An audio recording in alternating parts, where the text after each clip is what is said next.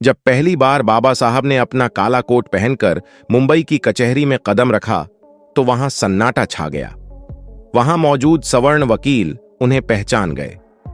उनकी आंखों में बाबा साहब के लिए सम्मान नहीं बल्कि जातिगत घृणा थी। वे सोच रहे थे, यह महार जाति का व्यक्ति आज हमारे बराबर काला कोट पहनकर कैसे खड़ा हो सकता है। बाबा साहब कचहरी के अंदर अपने बैठने के लिए जगह ठिया तलाश रहे थे, लेकिन जातिवाद से ग्रसित उन वकीलों ने उन्हें अपने बीच बैठने नहीं दिया। तभी एक अहंकारी वकील ने बाबा साहब पर तंज कसते हुए कहा, अरे बैरिस्टर, तुम तो इतने पढ़े लिखे विद्वान हो, तुम्हें हमारे बीच इस कचहरी में बैठने की क्या जरूरत? तुम तो बाहर सड़क किनारे भी अपना बोरा बिछा लोगे तो तुम्हारी दुकान चल पड़ेगी। यह एक गहरा अपमान था, लेकिन बाबा साहब तो सागर की तरह गंभीर थे। उन्होंने उस अपमान के घूंट को पी लिया। वे मुस्कुराए और शालीनता से बोले, आपने ठीक कहा। बाबा साहब ने सचमुच कचहरी के बाहर एक छोटी सी जगह साफ की और वहीं अपना आसन जमा लिया। वे छोटे मोटे केस लड़ने लगे और अपना गुजर बसर करने लगे। उसी शहर में एक बहुत अमीर सेठ रहता था। उस सेठ का एक इकलौता बेटा था जिस पर हत्या का आरोप लगा था और निचली अदालत ने उसे फांसी की सजा सुना दी थी। सेठ और सेठानी पर दुखों का पहाड़ टूट पड़ा। सेठ ने मुंबई का कोई ऐसा नामी गिरामी वकील नहीं छोड़ा जिसके दरवाजे पर वह न गया हो। उसने पानी की तरह पैसा बहाया, लेकिन जिस भी बड़े वकील ने उस केस की फाइल देखी उसने हाथ खड़े कर दिए। सबका एक ही कहना था, सेठ, इस केस में कोई दम नहीं है। सबूत तुम्हारे बेटे के खिलाफ हैं। उसे फांसी से भगवान भी नहीं बचा सकता।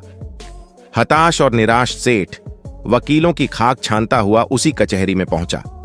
उसकी आंखों में आंसू थे और हाथ में बेटे की फाइल।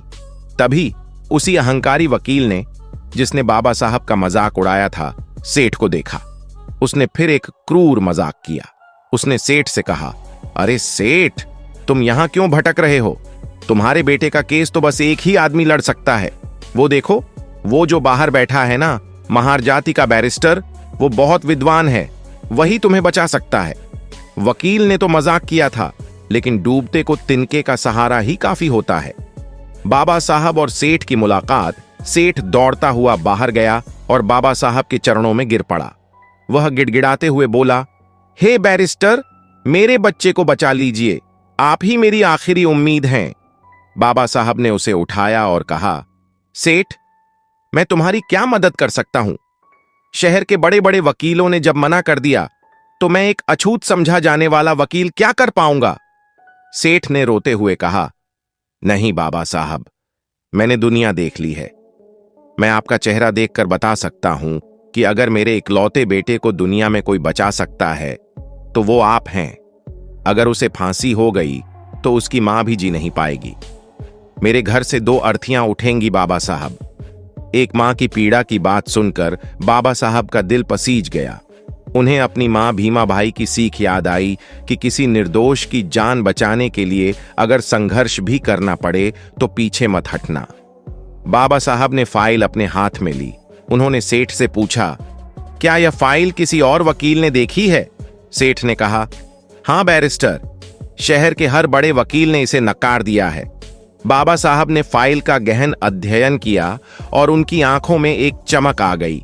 उन्होंने गंभीर स्वर में कहा, जाओ सेठ, मैं तुम्हारे बेटे का केस लड़ूंगा। अदालत का सन्नाटा और अद्भुत तर्क। फांसी की तारीख में कुछ ही दिन बचे थे। अदालत लगी। जज की कुर्सी पर अंग्रेज जज बैठा था। एक तरफ सरकारी वकील थे और दूसरी तरफ बचाव पक्ष के वकील डॉक्टर भीमराव आंबेडकर। अदालत खचाखच भरी थी। वे सभी बड़े वकील भी मौजूद थे जो यह देखने आए थे कि यह बाहर बैठने वाला वकील अब क्या तमाशा करेगा। जब बहस का समय आया तो जज ने बाबा साहब से पूछा, मिस्टर आंबेडकर, क्या आप अपने मुवक्किल के बचाव में कोई दलील पेश करना चाहते हैं? पूरी अदालत को उम्मीद थी कि बाबा साहब लंबी चौड़ी बहस करेंगे, लेकिन बाबा साहब ने जो कहा उसने सबको चौंका दिया।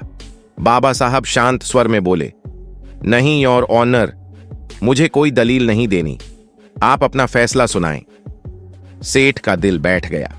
वह सोचने लगा कि बैरिस्टर ने तो मुझे धोखा दे दिया।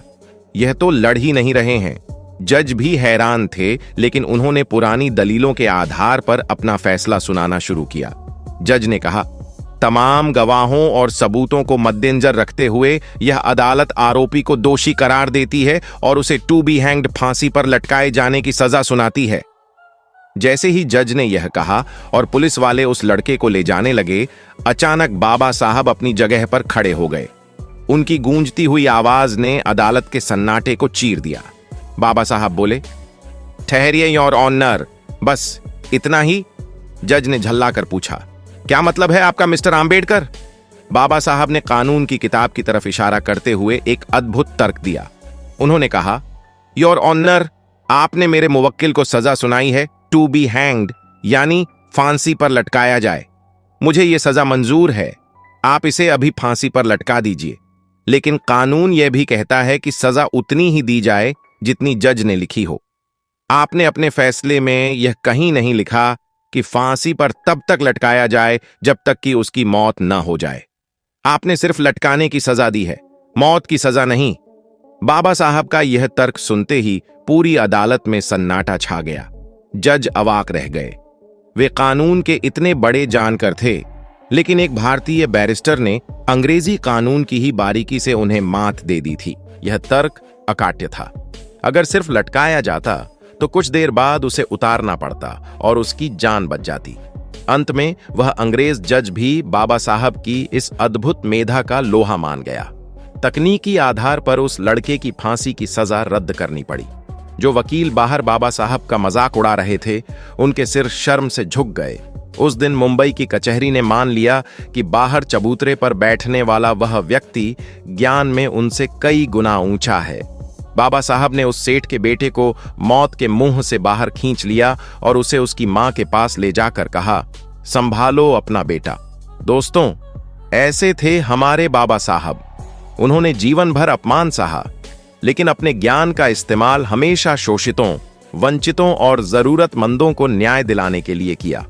उनकी यह कहानी हमें सिखाती है कि शिक्षा और बुद्धिमत्ता से बड़ा कोई हथियार नहीं होता। जय भीम, जय भारत। आज की वीडियो में बस इतना ही। यदि आपको हमारे द्वारा बनाया गया यह वीडियो पसंद आया हो और आप चाहते हैं कि हम बाबा साहब के इस मिशन को आगे बढ़ाएं, इसके लिए आप हमें आर्थिक मदद कर सकते हैं। दिए गए QR कोड पर स्कैन करके आप हमें आर्थिक मदद कर सकते हैं, जिसकी हमें इस समय बहुत ही आवश्यकता है। बाबा साहब पर बनाया गया हमारा ये वीडियो कैसा लगा, आप हमें कमेंट करके जरूर बताएं। दोस्तों, आज की वीडियो में बस इतना ही। इस चैनल पर मैं सिर्फ बाबा साहब के जीवन से जुड़ी छोटी बड़ी सभी जानकारी लेकर आता रहता हूं। यदि आप बाबा साहब को पसंद करते हो और इनके बारे में और अधिक जानना चाहते हो, तो हमारे अंबेडकर साहब जी YouTube चैनल को सब्सक्राइब कर लें। वीडियो को पूरा देखने के लिए धन्यवाद। उम्मीद करता हूं आपके विचार भी बाबा साहब की तरह अच्छे होंगे।